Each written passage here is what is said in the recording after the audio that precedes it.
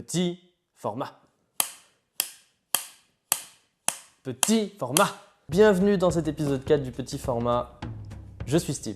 Aujourd'hui, je vais tourner avec un bonnet parce que mes cheveux sont absolument... ils partent dans tous les sens parce que ça fait 2 mois que je suis pas allé chez le coiffeur. Est-ce que vous vous souvenez de mes cheveux dans l'épisode 1 ? C'est pire que dans l'épisode 1. Alors aujourd'hui, pas d'analyse poussée, pas de théorie, pas d'explication de film ou quoi. Je vais plutôt vous parler d'un truc que j'adore, les dessins animés. Alors au départ, j'avais une vidéo prête sur Star Wars en fait. Sauf que Anthony a fait son sujet sur Star Wars aussi. Du coup, on pouvait pas enchaîner 2 sujets sur Star Wars. Donc du coup, j'ai plutôt fait ce sujet-là plutôt que celui sur Star Wars qui arrivera plus tard. Voilà, je fais de la pub, je fais ma propre pub. Star Wars bientôt. Oh mon dieu, abonnez-vous bientôt Star Wars. Donc aujourd'hui, on parle de dessins animés, ça va être vraiment très personnel parce que je vais juste vous parler de trucs que j'aime finalement, mais de trucs qui valent le coup. Qui vaillent le coup? Non, qui valent le coup, qui valent le coup. Alors je vais pas vous parler de dessins animés pour adultes, style Archer, Rick et Morty, American Dad, tout ça. Je vais pas vous parler non plus de manga, mais je vais vous parler de dessins animés épisodiques, style série. C'est-à-dire, je sais pas, style Titeuf ou Cédric.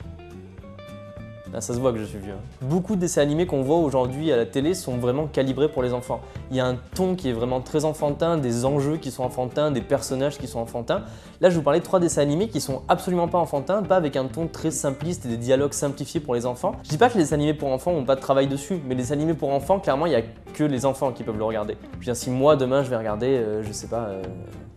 Peppa Pig, c'est la seule référence pour des dessins animés pour enfants que j'ai. Si moi demain je vais regarder Peppa Pig, je vais me faire chier devant. Parce que les dessins animés dont je vais vous parler, je pense que tout le monde peut les regarder de 10 à 100 ans. Donc aujourd'hui, 3 dessins animés que j'adore. Je sais pas pourquoi je fais ça tout le temps. Voilà, je sais pas. Il y a vraiment une ambiance particulière qui se dégage de chacun de ces 3 dessins animés. Ils sont tous les 3 très très différents. Je vais essayer de retranscrire cette ambiance plus que par exemple, waouh, le scénario il est incroyable, des choses comme ça. Premier dessin animé, mon gros coup de cœur de cette année, je l'ai découvert il y a pas longtemps, on va dire 1 mois grand maximum. Il est sorti sur Netflix il y a pas longtemps, l'indifférence la plus totale, tout le monde s'en est battu les couilles, hein. C'est Hilda. Donc Hilda est adaptée d'une bande dessinée et parle d'une petite fille avec des cheveux bleus qui part habiter en ville avec sa maman. Bon alors, là ça a l'air très con, dit comme ça, hein, parce que je raconte très mal les dessins animés. Bon, je vais essayer d'un peu plus expliquer. Hilda se passe dans un monde en fait qui prend place à peu près à notre époque, puisqu'il y a des voitures, il y a des téléphones. La mère de Hilda est graphic designer. Sauf que en plus d'avoir tout ça, il y a aussi en fait une espèce de monde magique et féerique dans exactement le même monde que celui avec les portables et les voitures. En fait, c'est un monde qui est en même temps féerique et en même temps moderne. Et en fait, tout le dessin animé va parler de ça, c'est-à-dire l'émerveillement du monde quotidien, on va dire. Voilà. Est-ce que j'explique bien ou est-ce que c'est totalement confus? En fait, Hilda est une enfant, on a tout le temps l'impression de découvrir le monde à travers ses yeux d'enfant à elle. Parce qu'en fait, le monde qu'on nous présente dans le dessin animé nous est totalement inconnu. Donc du coup, on se met à redécouvrir le monde en même temps qu'elle. Et du coup, on retombe en enfance. Voilà, c'est incroyable. Ce dessin animé, il est merveilleux, il est fascinant. Il y a des trolls, des choses comme ça. Il convoque tout le temps des images et des concepts qui sont très liés à l'enfance et aux contes pour enfants et on est tout le temps fasciné par ce qu'on nous montre et on va en découvrir plus. Et en plus de ça, il y a vraiment une animation qui est très très fluide, qui est très très belle, avec des graphismes qui sont très ronds, un peu comme les bandes dessinées de Scott Pilgrim si vous connaissez. C'est-à-dire les personnages avec des grands yeux, des graphismes très ronds qui sont très très satisfaisants, un peu fluffy, avec des couleurs un peu pastel, style automnal. On a beaucoup de orange, beaucoup de jaune, beaucoup de bleu et tout reste en fait sur le même ton pratiquement tout le long du dessin animé qui fait chaud au cœur, je sais pas comment expliquer. C'est un sentiment de bonheur immense quand on regarde cette série. On a l'impression qu'on est emmitouflé dans une sorte de gros plaid avec un chocolat chaud et qu'il pleut dehors.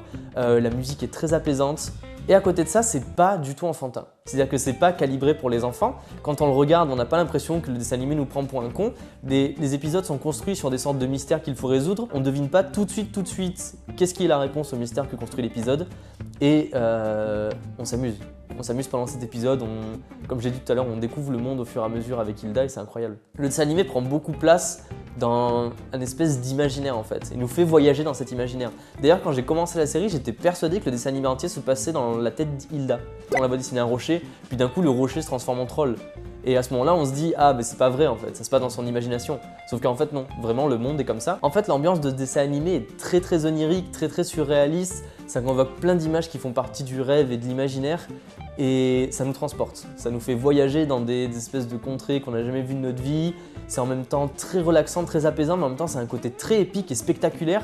Il y a certains épisodes qui mettent en scène des oiseaux géants électriques, des nuages qui se battent entre eux. Le dessin animé arrive à être sérieux et en même temps avoir un ton très léger. Il n'y a pas énormément d'humour, c'est pas un dessin animé qui est calibré pour être drôle. Le dessin animé est vraiment plus axé sur cette découverte du monde et ce voyage plus que vraiment sur un humour, mais il y a quand même un petit humour.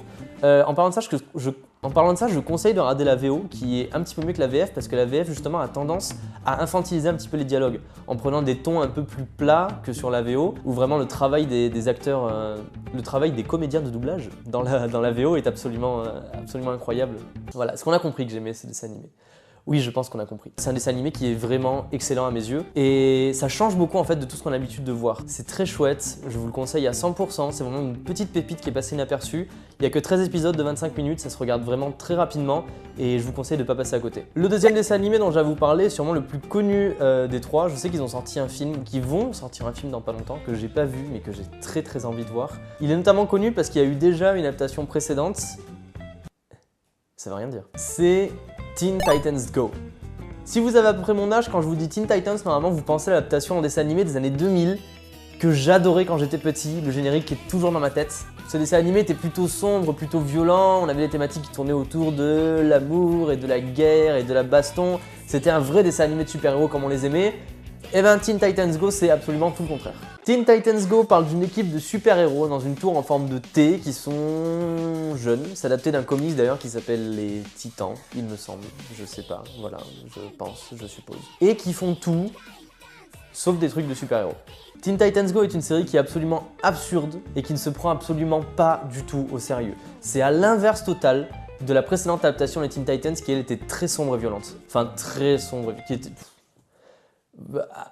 quand je le regardais, quand j'avais 14 ans, c'était très sombre et violent, d'accord? Teen Titans Go, c'est un peu l'équivalent d'un enfant hyperactif à qui on aurait donné trop de sucre ou à une sorte de banque de geeks à qui on aurait dit faites ce que vous voulez les gars, voici des personnages, faites ce que vous voulez avec. Le dessin animé est tourné totalement vers l'absurde et la moquerie, il n'arrête pas de se moquer des dessins animés pour enfants en faisant des fausses morales par moment à la fin de ses épisodes, ou alors l'humour des dessins animés catégorisés pour enfants est très détourné. Tout ce qui est super-héros aussi est très détourné pour démystifier tout ça. Le dessin animé s'abuse beaucoup des clichés des comics. Il y a un épisode en fait où des super-héros viennent dire aux Teen Titans qu'ils sont absolument pas sérieux et que du coup personne ne les prend au sérieux. Et du coup ils décident de devenir trop sérieux. Et à partir du moment où ils décident de devenir trop sérieux, ils se mettent à avoir des espèces de grosses têtes avec des gros mentons et c'est génial. C'est génial parce que il y a tout le temps cette réflexivité, ce second degré et cette on se prend pas au sérieux et en plus de pas se prendre au sérieux, on va se moquer de absolument tout le reste. Et dès qu'il y a une critique qui ressort un petit peu de l'épisode, ça va être prétexte à faire absolument n'importe quoi et à exagérer tout fois 1000. Je vous conseille énormément cette série, surtout si vous êtes un peu geek, fan de comics, tout ça, parce que la série s'amuse beaucoup à faire des références à la culture geek, notamment aux comics et aux dessins animés, des autres dessins animés de super-héros. Il y a beaucoup de personnages qui viennent interférer dans la série. On a toute la Ligue des Justiciers qui vient souvent, où les personnages en parlent souvent.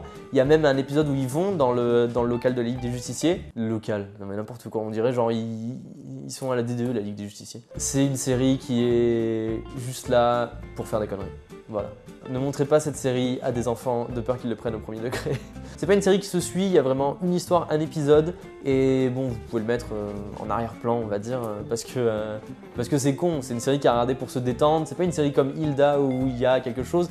Là, il y a un travail qui est fait, mais vraiment sur l'humour, sur la démystification de la figure des super-héros, et c'est absurde, voilà, je l'ai déjà dit. Bon. C'est très rapide, je crois que les épisodes font 20 minutes et ils sont divisés en deux parties. Il y a 2 épisodes en fait, donc les épisodes font 10 minutes, oui. C'est pourquoi je me complique la vie. C'est débile, c'est vraiment très con, mais c'est en même temps très agréable à regarder. C'est un peu comme la tombe en parlance infernale. C'est con, mais c'est génial. Et c'est toujours fait avec un humour très intelligent sur la démystification des codes des super-héros, la réflexivité, tout ça.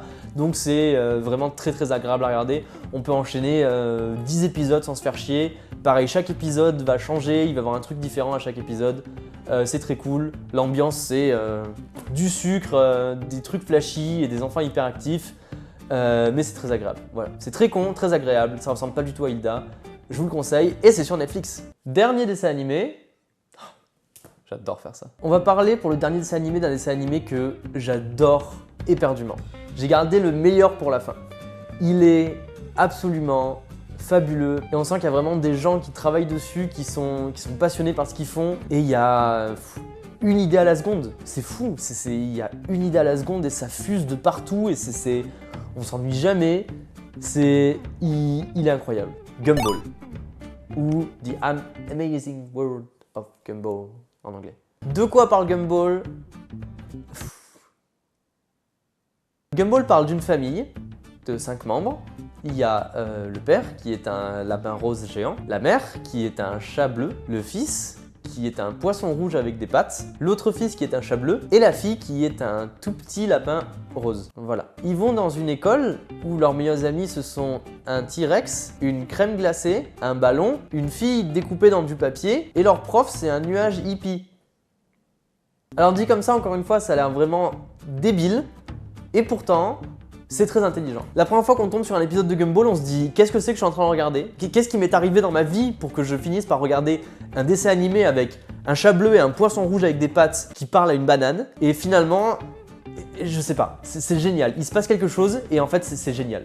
Dans le dessin animé, on retrouve beaucoup d'inspiration culture geek, jeux vidéo, manga et notamment pour les films de genre aussi, style film de zombies, film de karaté, des choses comme ça. Les graphismes sont vraiment très chouettes, c'est bien dessiné, l'animation est très fluide et elle part dans tous les sens. Et en plus, c'est fait avec une maîtrise qui est absolument incroyable parce que le dessin animé, cette fois-ci, est pareil, très au second degré, très absurde, très réflexif. Et pourtant, à l'opposé de Teen Titans, où vraiment, dès qu'il se passait quelque chose de sérieux, il le tournait au ridicule, dans Gumball, il va se passer des choses qui vont être sérieuses, qui seront au second degré, mais qui vont être très bien faites. C'est-à-dire qu'on peut regarder des dessins animés au premier degré, et ça passe. Par exemple, dans un des épisodes, la mère va rencontrer sa rivale et dans la fin de l'épisode, elles se battent ensemble et l'épisode en fait se transforme en manga avec des graphismes de manga. Et on peut regarder cet épisode au premier degré comme si c'était un vrai combat de manga parce que c'est très bien fait. Je veux dire, on dirait vraiment des dessins de manga, on dirait vraiment un combat de manga et c'est comme ça tout le temps. Dans certains épisodes, il va y avoir des trucs à la con, genre ils vont se battre pour la télécommande, mais l'épisode où ils se battent pour la télécommande, mais il est absolument épique. Ils passent à travers des murs avec les voitures, ils se battent, ils font du kung-fu et il y a tout le temps. Dans Gumball, c'est ce décalage entre je regarde un truc qui est au second degré et pourtant c'est fait comme si c'était au premier degré et c'est incroyable, c'est génial, on s'ennuie jamais devant ce dessin animé. Il y a des épisodes qui seront très tournés, humour absurde, c'est juste con et voilà on regarde. Il y a des épisodes qui seront avec des idées fortes dedans où vraiment, je sais pas, ces épisodes ils sonnent un peu comme des chefs-d'œuvre. Ouais, alors ouais, j'exagère, je sais pas si vous avez remarqué mais j'exagère beaucoup. Par exemple, il y a cet épisode où les objets de la maison se mettent à parler. C'est con, c'est un concept, mais en fait c'est génial. Il y a les petits ports USB de l'ordinateur qui se mettent à parler entre eux et qui décident de faire une rébellion et qui du coup s'en mêlent. C'est que des choses comme ça et c'est super drôle. On sent que Gumball c'est pas quelque chose qui est fait par des gens, on a dit faites un dessin animé les gars, on s'en fout de commencer, c'est pour plaire aux jeunes et ils font des trucs un peu nuls à chier, voilà. Non, on sent vraiment que c'est réfléchi par des gens qui veulent faire quelque chose, qui veulent construire quelque chose et dans tous les aspects du dessin animé, c'est très chouette. C'est un mélange de photos de vrais endroits, de dessins, des fois de découpage. Le père est totalement con, la mère est super badass par contre, hein. Elle est tout le temps en train de se battre avec des gens, des choses comme ça, et vraiment elle a un côté très épique. Je sais pas comment vous transmettre l'amour que j'ai pour ce dessin animé. Mais il est incroyable. On a toutes sortes d'humour, parfois ça va reposer sur les dialogues, parfois ça va reposer sur l'attitude, ça va beaucoup reposer sur les visuels aussi où ils vont transformer leur visage des fois. Le dessin animé n'a aucune logique tangible et il peut se passer absolument n'importe quoi dans un épisode. Et c'est ça qui donne tout son cachet à ce dessin animé parce que on s'attend à tout et ça arrive quand même à nous surprendre. Le dessin animé est très conscient de lui-même et des codes qu'il met en place et il va tout le temps faire de l'humour très réflexif sur ça. C'est très intelligent, très marrant. Je vous le reconseille, je suis en train de survendre ce truc, c'est incroyable comme je suis en train de le survendre de fou. Petit hic, il n'est pas disponible sur Netflix, malheureusement. Si vous trouvez des sites de streaming pour regarder Gumball, faites-les passer, je vous en supplie, parce que j'adore ce dessin animé. Vous vous souvenez au début de l'épisode quand je disais qu'il n'y aurait pas d'analyse poussée, de théorie, d'explication J'ai menti. Les dessins animés organisés en série, comme ceux dont je viens de vous parler, sont un média qui est trop souvent oublié. On parle beaucoup des dessins animés en stop motion et des Walt Disney par exemple, mais on parle vraiment trop peu souvent des dessins animés en série comme ça, et c'est vraiment dommage. C'est un genre pour moi qui n'est pas du tout reconnu à sa juste valeur à cause de son statut un peu enfantin. Dès qu'on voit un dessin animé, on se dit c'est pour les enfants, donc du coup on n'y prête pas spécialement attention. Tous ces dessins animés dont je viens de vous parler sont vraiment incroyables, chacun à leur manière, parce qu'ils développent tous une ambiance qui est possible que dans les dessins animés. Ils dépeignent un monde particulier, un humour, une ambiance qui serait absolument impossible à refaire en livre, en film ou tout autre média qui existe. Le dessin animé en série a ses codes et ses outils qui lui sont vraiment propres. Grâce à cette délimitation de CD dessins, on arrive mieux à accepter les choses et parfois ça permet au dessin animé de faire absolument n'importe quoi et d'aller très loin dans l'expérimentation de l'image et dans l'humour réflexif. Conclusion, regardez plus de dessins animés et faites péter si vous avez un lien pour regarder Gumball en streaming. Eh bien c'est la fin de cet épisode 4 du petit format. Waouh, 4 épisodes, on commence à en avoir pas mal hein. Dites-nous si cet épisode vous a plu dans les commentaires, puisque comparé à d'habitude où on fait des analyses, cette fois c'est un épisode vraiment où je parle un petit peu de ce que j'aime et je vous fais partager des choses que j'aime bien. N'oubliez pas de vous abonner, c'est très important, on a dépassé les 100 abonnés. C'est fou. Voilà, ça a l'air nul à chier comme ça, mais c'est fou, c'est incroyable. Partagez la vidéo, mettez un j'aime, allez voir notre page Facebook, poup, notre page Instagram, poup. Voilà, j'aime bien comment je dois regarder sur l'écran pour être sûr que là où je pointe, c'est bien là où ça va s'afficher. Continuez de nous faire des retours sur les vidéos, ça nous fait très plaisir, on lit tous les commentaires. Genre, il y a 10 commentaires par vidéo à chaque fois, on les lit tous, on est des fous. Je vous dis à la prochaine, je vous aime fort.